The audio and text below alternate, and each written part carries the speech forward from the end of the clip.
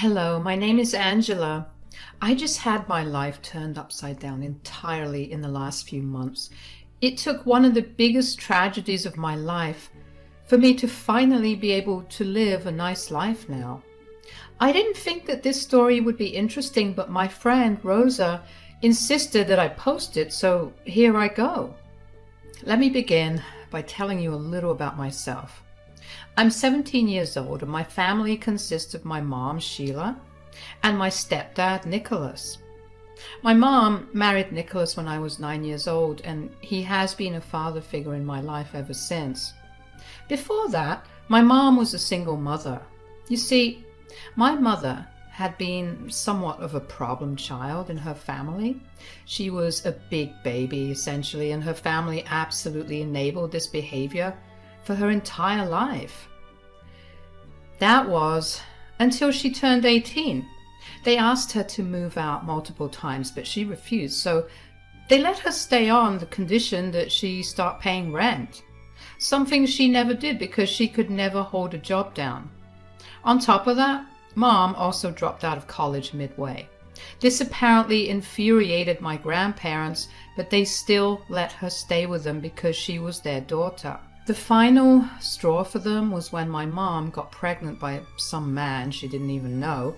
That guy was supposed to be a fling, but Mom ended up getting knocked up, and that guy wanted nothing to do with Mom or me. My grandparents were tired of my mom being irresponsible and of covering for her. They kicked her out and she was left to fend for herself. She managed to find shelter in a women's home, and that was where she gave birth to me and raised me for the first few years of my life. The only reason I know so much is because as I was growing up, my mom would constantly complain about how crappy my grandparents were to me, thinking that I wouldn't remember what she said, but clearly I did because they did have some impact on me. Anyway, Mom happened to meet my stepdad Nicholas at the diner that she was working at. The two of them felt a connection immediately. They dated for 2 years and eventually Mom and I moved in with Dad. Dad and I developed a very close bond. He was truly my favorite person. One thing about Dad was that he was rich, so he absolutely spoiled me senselessly. Aside from the material gifts, Dad also spoiled me with love and affection.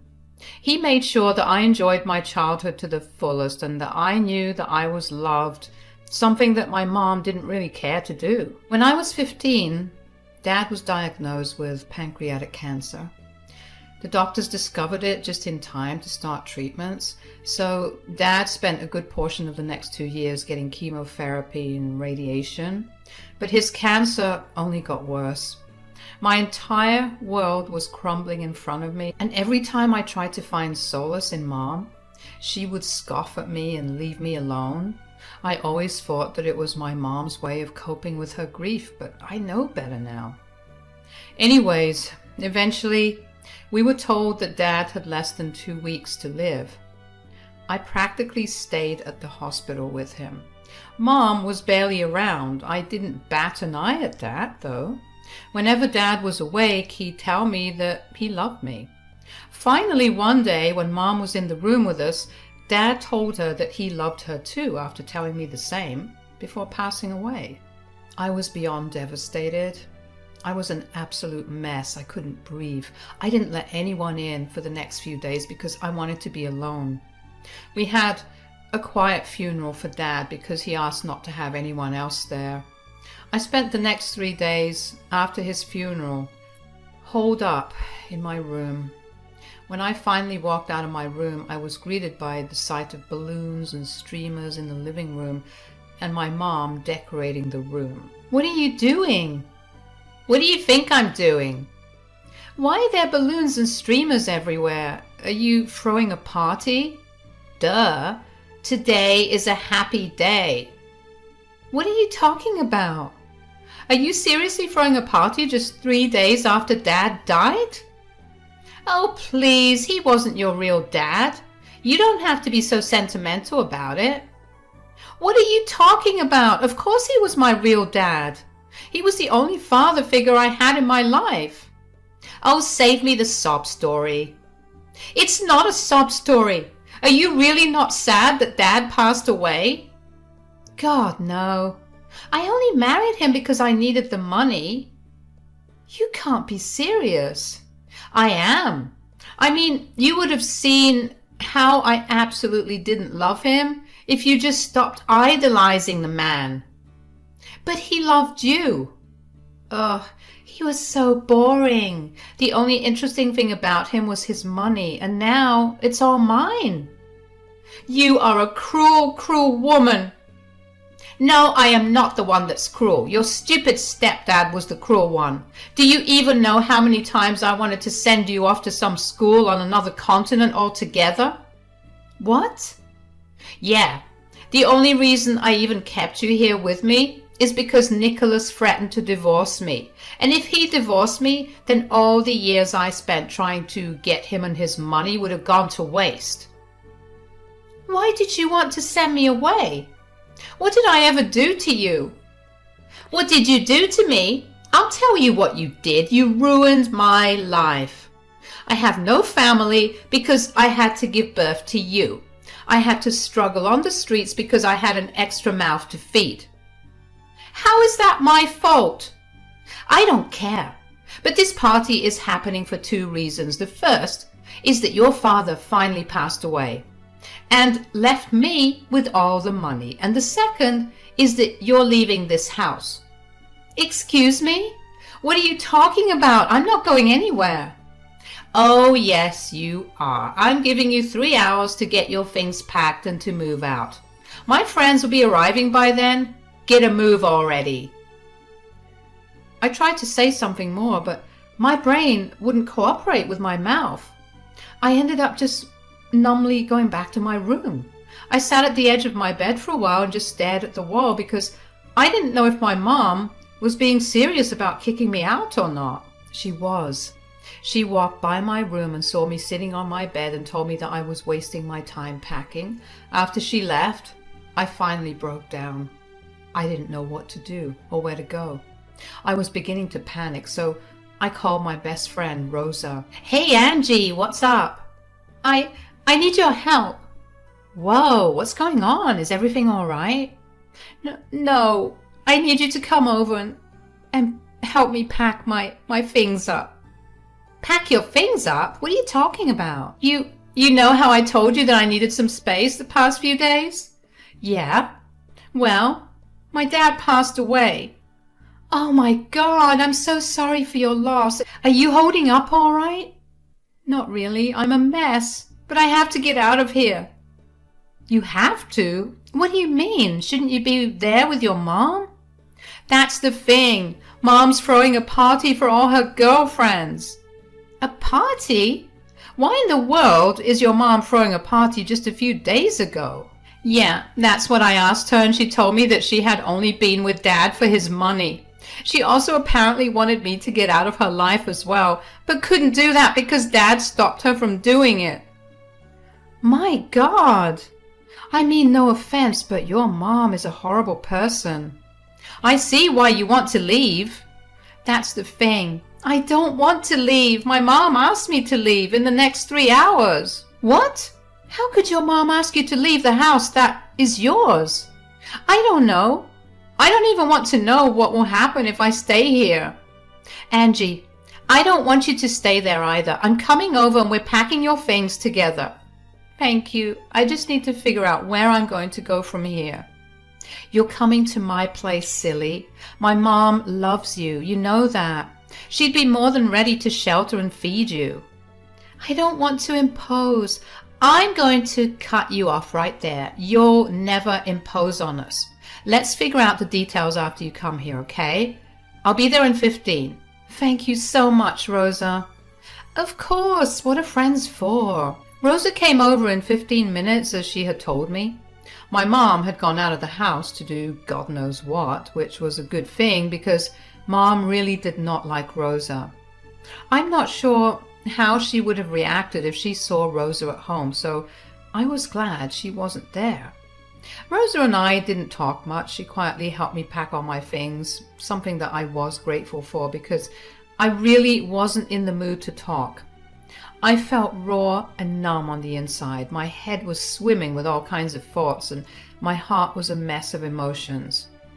I had managed to lose my dad and my mom in the span of a few days. Of course, one was more devastating than the other, but still, it didn't feel good to have my only remaining parent tell me that they didn't want me anymore. Rosa and I loaded up her car with all my things, and we quietly drove to her place. We were greeted at the door by Rosa's mother, who always treated me like I was her own child. She always had room for me in her home. She too was a single mother, so she sympathized with me a little better, even though I had a stepdad. And she understood the struggle that Mom and I had to go through before. Rosa and her mom were my extended family, and so I gratefully accepted the tight, long hug from Rosa's mom when she saw me. She told me to make myself comfortable in her home because her home was mine too. She told me that she would be there for me no matter what happened, and those words really meant a lot to me. It felt good knowing that even if my real mother never cared for me, there was someone to look after me and give me the motherly love and care that my mom couldn't give me. Rosa's mom let us go to the guest bedroom where I would be staying so I could start unpacking. As soon as I started unpacking, I found myself breaking down and sobbing. I sat on the bed and just cried for a long while. Rosa held me and stroked my back until I eventually calmed down after 15 minutes. When she saw me stop crying, she asked me if I felt any better. "Do you feel any better after crying?" "Kind of. Thank you so much for helping me out, Rosa. I really don't know what I would have done without you." "That's the best part. You'd never be without me. We've known each other almost our entire lives. You're my sister at this point." "That is true. I do owe you big time, though." "Nonsense. Although, if there was one way you could repay me, it is by promising me that you'll find a way to get back at your mother, be it now or sometime in the future. But you have to do it."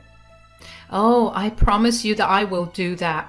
You have no idea how angry I am with her. I can't believe that she's such a horrible human being." "Me neither. I mean, okay, I knew that she didn't like me, and I didn't like her very much either, but I never expected her to stoop so low." "Yeah, I guess the more I look back at things, the more things start making sense." "What do you mean?" "I mean, there was absolutely no reason for her to be so aloof about my life. Dad knew more about what was happening with me than her. Clearly, she just didn't want me there. But I just thought that she was distant because of all that she had to go through. I don't mean to intrude or make you feel like you aren't welcome here. But do you have any other family that you could reach out to regarding your mother? I mean, I know your mom's side isn't going to be of any help, but what about Nicholas's side?" "I actually don't know anyone on his side of the family." "What? How come? Does he not have a family?" "He does. It's just that apparently his family cut him off." "Why? I'm sorry, but he was quite literally the nicest man on this planet. Why in the world would his family want to cut him off?" "Well, they didn't like my mother." "I can see why." "Yeah, they always thought that she was only with him for his money, and they never shied from telling that to them in their face. My dad was naive and didn't want to believe a word they said, and my mom, well, she was not going to let his family influence him, so she made him stop talking to them." "Whoa. Did your mom tell you all this?" "No. I'm just piecing together what must have happened after seeing how my mom really is as a person. They told me things in a very watered-down manner because, you know, I was a child, but things are beginning to add up." "Okay, but just because Nicholas cut off contact with his family, they shouldn't have stopped talking to him, or at least trying to." "Dad told me that they didn't. They kept trying to talk to him, but Mom would get angry whenever she found out that he was talking to them. The final nail in the coffin was when they found out that Dad had married Mom. They didn't want to have anything to do with him after that." "I have to say, that's a little cruel." "Yeah, I agree. Do you think you could reach out to his family? Maybe they'd want to know about what your mom's doing." "I don't know anything about them, so I don't even know where to begin with trying to contact them. Not to mention, what do you say to someone who was right about my mom being a gold digger? I don't think they'd want to help me out, especially since not only am I her daughter, but also because I'm not related to them in any way now. Yeah, you're right. All right, whatever it is, we'll get through this. We'll figure out a way to get back at your mom at some point. But for now, I want you to know that you're more than welcome to stay with us for however long you like. Mi casa es su casa, you know? Again, thanks a lot. Maybe we could look at this as being our longest sleepover ever. I love that thought. Talking to Rosa made me feel a lot lighter. The heartbreak and hurt didn't go away, but it felt lighter because I had someone to share my feelings with. Rosa told her mom about my sleepover comment, and her mom took it seriously. She took us to the store where she purchased all the food we wanted so we could watch movies of our choice and just binge away our sadness. Rosa's mom even let us take the next day off so we could stay up all night and talk. She knew how much talking would help me deal with things, and she was as supportive as she could possibly have been. I was so grateful for her, really. She is an amazing woman. Anyways, Rosa and I talked a lot about my dad and his family, and my mom and her audacity. We concocted potential plans of revenge to take on my mom. All of them were very far-fetched, but we had fun in just making the plans. I began to feel better around the second day of my stay with Rosa and her mom. Of course, that changed when after school the next day, Mom called me. I contemplated not picking up the phone, but eventually gave in and picked it up. What do you want? I took out all my things. Angela, are you safe? I don't see why you're suddenly showing me care. What are you talking about? I'm your mother. I care for you. That is not what you said before you kicked me out and threw a party to celebrate Dad's death. How could you say such horrible things about your mother, and right after I suffered such a terrible loss? What are you even talking about? Are you crying? Of course I'm crying. I just lost my husband and my daughter ran away from home. Are you being threatened or something? Why are you spewing lies? Is someone there next to you? Your grandma is here to see you. My grandma? Yeah, your stepdad's mother. Whoa, why is she there? She wants to meet you. You need to come here immediately. I don't see why I need to get there immediately. Why don't you entertain her for a little while? Clearly you're acting in front of her and you have something to prove to her. Don't be smart with me right now. Come home right this instant. I'm a little busy right now, but I'll be there in an hour. If you don't come here within the next 15 minutes, I'm calling the police and having them escort you back home. Don't think that I don't know that you're staying with that no-good friend of yours. Rosa is a great friend to me, and even if she was no good, she's still a million times better than you. Please don't be so difficult. Your grandmother is waiting for you. Just come home, sweetie, please. For how my grandmother is bringing out this fear in you, I just might come home immediately. She's getting impatient, so you need to hurry up.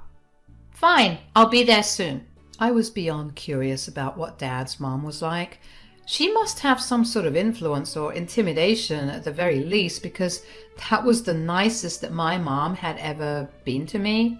I told Rose about my dad's mom coming to visit, and she too was shocked at her arrival. Rosa told me that she dropped me off because she had a car, and I really didn't want to be alone with my thoughts on the walk to my house. During our short drive there, Rosa and I couldn't help but talk about how weird it was that my dad's family showed up just 2 days after we discussed contacting them. We joked around that the cosmos must have heard us and sent Dad's mom a message to visit me and help. While it was nice to joke, I was still beyond nervous to meet my grandmother. Rosa wished me the best of luck when we reached my place. When I entered the house, my mom was sitting with an older lady who was my grandmother. She looked nothing like what I pictured her to look like. She looked kinder and just like Dad, which broke my heart and comforted me at the same time. My mom came over to me to give me a hug when I walked into the house. Oh, there's my angel. Harriet, this is my daughter Angela. Hello. My God, Nicholas was right. You are a pretty girl.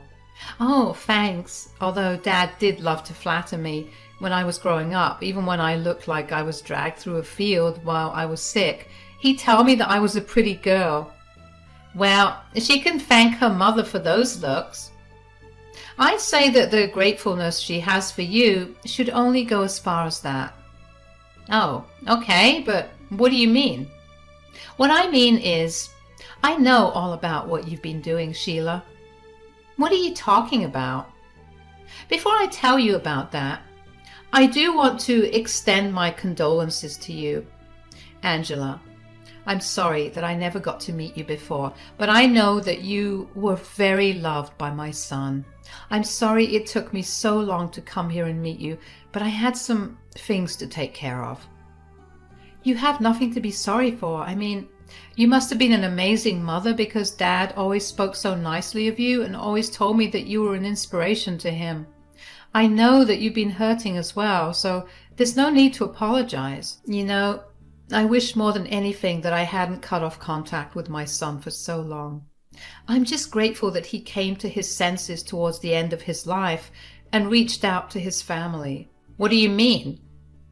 He had us help him write his will, and he's left everything to you, Angela, even his house. However, you'll only get it when you turn 18, so until then, I'll be in charge of your inheritance. What? What do you mean? Why am I not in charge of her inheritance? Because he did not trust you. How could he not trust me? I was his wife. Are you really asking me that question, Sheila? Yes, I want to know, why did he not leave me anything, and why did he leave it to my stupid daughter here? First of all, I will not tolerate you calling your daughter stupid in front of me. Secondly, Nicholas found out about your affairs and your stealing. Affairs? Stealing? What are you talking about? Mom, what is she saying? I have no idea, sweetie. You have no idea. Don't lie. Nicholas noticed a long time ago how a lot of his money began to go missing. All it took was one look into your cupboard to find all the money you stole, except that wasn't all the money. A huge portion of it was missing, so he downloaded an app on your phone that allowed him to track where you were and see what you were doing on it. That's when he found out that you were cheating on him with multiple men, and you were using his money to pay for hotels and dates. Mom? How could you? I've been arranging to have your mother arrested these past few days, and the police should be here soon. I can't get arrested. Please, I'm sorry. You made my son's life miserable. He only stayed because he knew that you would not treat Angela well, and he loved her like she was his daughter. He told me to make sure that you paid for what you did to him and what he was sure you would do to Angela after he was gone. And as his mother, I'm making sure it happens. Right then, the police arrived and parked in front of our house. They walked up to us, and Harriet, who insisted I call her Nana, greeted them and told them who Sheila was. They took her to the station, and Mom was sobbing. She kept trying to negotiate with Nana, but Nana was having none of it. I was still reeling from everything that I just found out. Nana took me into the house and let me process everything. I couldn't believe that my mom would have the audacity to cheat on my angel of a dad, even though I was a little girl. I always noticed how much he had done for her. He always went above and beyond to make her happy, and that never stopped until his dying breath. I mean, even his last words to her were, "I love you." The nerve of Mom to cheat on him. Nana also told me that Mom continued to cheat on Dad while he was at the hospital getting his treatment. I already knew that my mother was a terrible person, but every time that I thought that she couldn't have done something worse than she had already done, she proved me wrong. I just sat and sobbed for a very long time after Mom got taken away. Nana held me in her arms and even cried a little. She apologized over and over again for taking so long to get to me and for letting me be homeless for the last 2 days. I told her all about my friend Rosa, and Nana promised me that we'd go over later on and thank them personally. Once I'd calmed down, Nana took me to meet Rosa again, and I told her everything that I had found out, and she was just as shocked and disgusted as I was. She did cry out of happiness for me, though, because I was finally going to have a family to rely on, and that my mom got what she deserved. After that, things started to look up for me. Nana asked me if I wanted to move back to where she lived or if I wanted to continue living in my home. I wanted to be in my home because that's where all my memories of Dad lived. Nana was understanding of that and had the family nanny live with me as a guardian. Nana couldn't live with me because she had to work with Grandpa, but they were loaded enough to have a family nanny. So I was more than taken care of at home, and the nanny and I quickly became good friends. Nana busied herself with the legal aspects of Mom's trial. Nana hired the best lawyer to represent her.